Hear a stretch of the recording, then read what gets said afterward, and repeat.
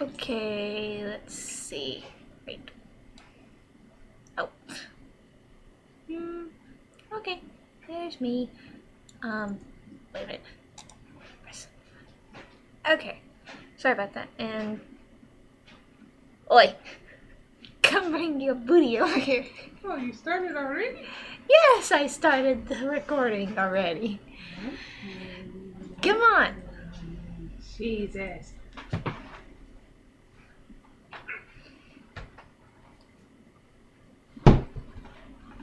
Scoot your ass over. It's already scooched up. Oh. Okay, here, man. Alright, anyways. Hi. Welcome back. Hi. This nut job here is... Alright, yeah. She is my future roommate, Tara. She and I will be staying together in an apartment up at State whenever we're done this spring and go into the fall.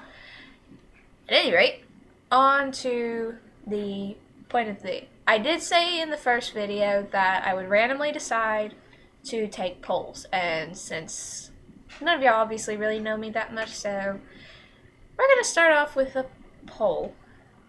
I was watching TV the other day and noticed the host, which for those of you who don't know, yes, it was a book, and for those who don't know, it is by Stephanie Meyer, and yes, she is indeed also the author of Twilight, which is, yes, for the record, she hates the vampires in Twilight. Sparkles, not cool. Right. Sparkles equals glitter, the piece of art. On to the point anyways. The point of this poll is basically which type of vampire is better. So, we are going to start off with old school vampire, Dracula. And for those who don't know, shame. I'm sorry, shame on you. How do you not know the original Dracula? The bad guy, the original. Your parents told you stories about this dude to make you be good. I thought that was the boogeyman. That's not always the boogeyman. Anyway. Right. And then, of course, the more modern vampire, of course, that everybody knows, seeing how it was such a big craze whenever it started. Yes. Sparkles. Are sparkly, inhumanely hot vampires. That all is come. a matter of opinion on whether they're hot or not. That's true. But seriously. General consensus is they're hot. I don't agree with that poll. That's true. And then, of course, our in-between vampire, her favorite, Partricia Brigg's Mercy Thompson series. Stefan for the win. Yes. And for those who don't know, because I've never read the series, so I don't really know much, but at least know... I keep trying to get her to read it. I really do. And for those who don't know Partricia Briggs, read some of her books. They're all very good. Stop it. You can have a piece later. Anyway. Okay. So first we'll talk about Dracula. But seriously, if you don't know Dracula, I'm sorry. Shame on you. Just shame. Seriously, I mean, he really was the original bad guy. He was scary, overly violent. He terrorized the small village after a while. Yeah. Honestly, you can listen to the audiobook if you haven't actually read it before. And for those who have a Kindle, it's free in the Kindle library. Google Play Store, too. That's true, too. You can get most of the original classical books for free. Mm-hmm. They're trying to get you to read. Yes. Imagine that. And if you don't have either of those, go to a library. It's a beautiful place. There's free bathrooms and water. Yeah, and some include free study rooms, such as for us in college, it's also a free place to talk to people and to play cards. Yes, we're also still nerds, even though we are like 20 and 22. 22? Anyways, but yeah, and also for Dracula, for the old school vampire powers included communicating with animals and spirits, controlling animals and the dead, and also manipulating your emotions to the usual just enjoying to terrorize the people. Mm-hmm. Considering since no one knew much about him and he lived in an old creepy castle, nobody really cared to go near him. Except for the one idiot he hired for a real estate agent. Yeah. Oh, my employer's a weird dude. Let me poke around his house. Great plan, guys. Great Yeah, plan. seriously. You see too much, and then you have to be disposed of. Which, read the book. Which leads somebody else to come looking for you. Yes, and then Vampire has a new problem that he has to take care of. There you go. And this is how a whole village gets killed, because curiosity killed the cat. And history point number 1 for Dracula. He was based on a real person, Vlad the Impaler. For those who don't know him, seriously. History classes, people. Seriously. History classes. Open a history book. Yes. I know it's boring when your teacher talks about it. It's actually really interesting. Make it interesting for yourself. Vlad the Impaler. He makes Hannibal look tame. Seriously. And next, on to the other end of the poll. The sparkles! Seriously. Okay. Yeah. I'm never going to call it anything other than sparkles. Alright, for those who have obviously watched the Twilight movies, seriously, y'all, if you think the movie sucked, you should seriously just read the books. It's so much better than the movie. I have read the books and watched the movies. They both suck. After the third movie, I stopped and said, this is enough. I am sorry. Except for my one friend that I was dumb enough to make a bet and was forced to watch the second part of Breaking Dawn. They both suck. Which I will admit, it was okay at best. Yeah. These are your more civil ones. The ones that actually blend in society. And don't have that nifty little vampire weakness. Yes. Yeah, that's not fair. Burning in sunlight, which I do agree. Well, they don't come with any of your typical weaknesses. They're not allergic to garlic. They don't burn in the sunlight. Instead, and the stakes, man! Where's the stakes through the heart? Nobody tries to kill them. Nobody tries to stake them through the heart. No, they do rip each other. Decapitation, wonderful. Anybody dies from that. Well, you do have to burn them after you decapitate them in the Twilight series. Yeah, that didn't make it any better. That's true. But that's typically what they did, was decapitate corpses a long time ago and burn them as well, to prevent people from turning into vampires.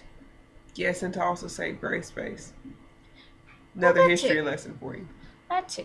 There was a time where there was literally no room to bury people anymore. They just burned them in mass piles. Yeah. Which gotta love humanity. Which, for those who recognize some of the details about the Twilight vampires, seriously, because Stephanie Meyer basically took 4 different types of vampires and threw them together for one vampire. Which, I'm sorry, but all of them together just don't blend well. Anyway, we hung out on the sparkles for far too long. On to the midway point between both. The Mercy Thompson series. Yes, Partricia Briggs does a in-between vampire, one that is likable and scary at the same time.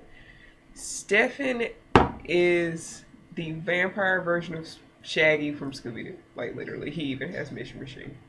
That's awesome, by the way. But he also has a bloodthirsty, scary as God help us all side. His eyes turn red. He will suck you dry. He has this super strength. He can manipulate your mind. But he's a gentleman about it. He's stuck somewhere in the 1800s. He gets called the soldier. So, a gentleman like Dracula, but not as bloodthirsty, in a sense. He's bloodthirsty when he needs to be, not just all the time. Yeah, that's a good point. So, somewhere in the middle. And he's also not like the Twilight vampires, the good ones that only fed on, animals. He actually does feed from people. He doesn't kill them, though. He just keeps them in his house. It's kind of an equal opportunity thing, symbiosis relationship. It's actually pretty interesting. Anyway. No. But seriously, the poll is, which is better? Your old school, scary as all hell get out vampire, Dracula.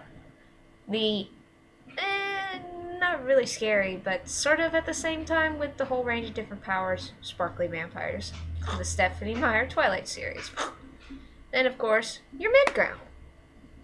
So, which one do you love? Questions more about them, history lesson that I would give you plenty of information on. either one of us could, considering I got too bored my freshman year in high school and basically read every book we had in the library on vampires. And I'm an English major. You give me something to read, I pretty much go crazy. Yeah. But anyways, after today, basically post questions, comments, and we will basically just make videos on our opinions for different things, or randomly take polls, or just make a we do 10-minute long video on we advice. mean opinions on anything.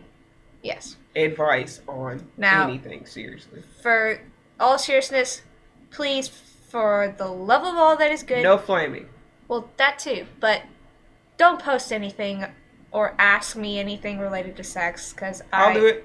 But yeah, she would answer you. I will answer you. I will not. I will sit here by myself and I will give you the lowdown so hard you will go to your mother and say, you told me the wrong thing. Well, at 17, I used to do this before with another YouTube account, and essentially I had someone actually ask me about my sex life, and non-existent. Well, yeah, it is non-existent. But I don't want to be answering anything on my love life or sex life, because it is none of y'all's damn love business. Life. No sex life. Stop asking. Seriously. Now, if you want to ask her, I don't ask recommend away. it. I don't recommend it. I seriously don't recommend it. I will really creep you out. I will tell you things you never wanted to know. Oh, yes. Anonymity. Yeah. Anonymity. Yes. And don't even bother asking for our real names, because you're not going to get it. For those who obviously know us, don't say otherwise. Alright? Alright. My email is down below. So, questions, comments, opinions, no flames, and for those who don't know what a flame is, do not complain loudly. Yeah, don't be 12. Yeah, seriously. Pretend you have an opinion and format it correctly. Seriously. Oh, and whatever you do, if you're gonna post a flame, I'll just let her nitpick at your grammar structure, because she will Nazi. do it. Yes. I will hurt you. Unless, of course, you would like me to post something related to math, and then it'll just fry your brain. Anyway, Zahara and Tara out. Yeah. Until next time, sayonara.